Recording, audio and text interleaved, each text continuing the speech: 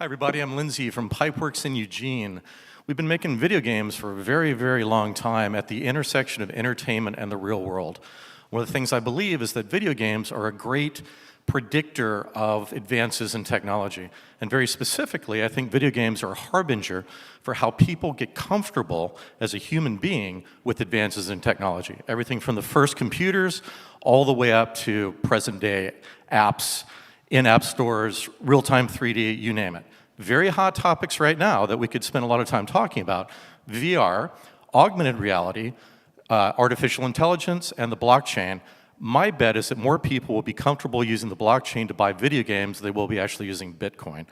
But there's another thing that I think is possibly even more powerful than this and more subtle. How many people have heard of Twitch? Craziest thing in the world. Millions of people watching other people play video games. Absolutely crazy. But it's profound because the fastest growing video network in history, more people watch people play games than watch HBO, Netflix, Hulu, and ESPN combined. And there are now more people watching people play games than playing games. Now, why is this? I think it's because video games pioneered live streaming. And what that enables is a real-time connection between an expert and fans who love what that person is doing. They can do their craft, broadcast to an audience in real time, and have that connection. Now, even crazier, esports. Esports are kind of the ultimate implementation of this. Real-time events where people, the best game players in the world, are competing for millions of dollars, watched by millions of people around the world. Most people know that video games surpassed Hollywood as an industry a few years back. What many people don't know is that now esports is the fastest growing sport in the world, period. Forget the E, the fastest growing sport. It's a profound change.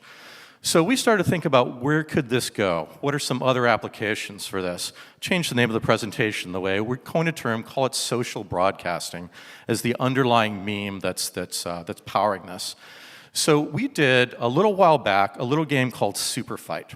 This was an experiment. Super Fight enables people playing the game to actually broadcast it in real time. Craziest idea for a game in the world. You just argue over who would win in a fight. You don't actually fight, you just argue over it. But you can broadcast this to the world, and people watching this on the internet can actually decide who would win in the fight, and it affects that performance. It's basically an improv performance as it's going on. And what's amazing is to see how that direct connection with the audience, interacting deeply, can affect the game player's performance as they're doing that. It performs a pretty profound bond between them. But we learned a lot of things when we created this experiment. Some things surprised us, other things kind of confirmed what we expected going in. So one of the things is that we actually thought that we'd be democratizing streaming, making something that would make it easier for players to become streamers. And that was true. But what we found that was more powerful is that it made a way for fans to connect more deeply with performances. So one way to visualize this is imagine a continuum from passive to active on one axis, representing engagement, the other one representing expertise, from casual to expert. One extreme, watching TV. The other extreme, competing in esports at a world level. Now let's populate this. Left side of the graph are traditional broadcast medium, getting more active, leading up to Twitch. On the other side are video game mediums, gradually getting more casual as you go along. Now there's a big hole in the middle, and that's where I think social broadcast lies. This is that kind of a magic intersection of engagement and expertise. What's cool about this is you can provide a way for people to engage with the content they love without having the extreme expertise to actually compete at that level. One example of this that a lot of people may know now is a game called HQ.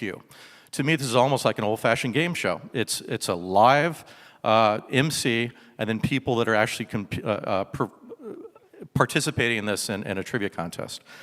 Where does this go outside of games? This is a guy called Reels169. There's a very popular upcoming new thing on Twitch called IRL, in real life. He's teaching people how to cook fajitas and drink beer in real time, but his audience is interacting. So where does this go from here? I'll just leave you with a few thoughts. Now think like a media mogul, think beyond games. Imagine, these are silly examples, but imagine if the audience in American Idol could actually affect the performance. Imagine if you could choose the category in Jeopardy. Imagine if you could go and actually interact with the color commentators on a field. Imagine if you could bet on the next play in a sports game.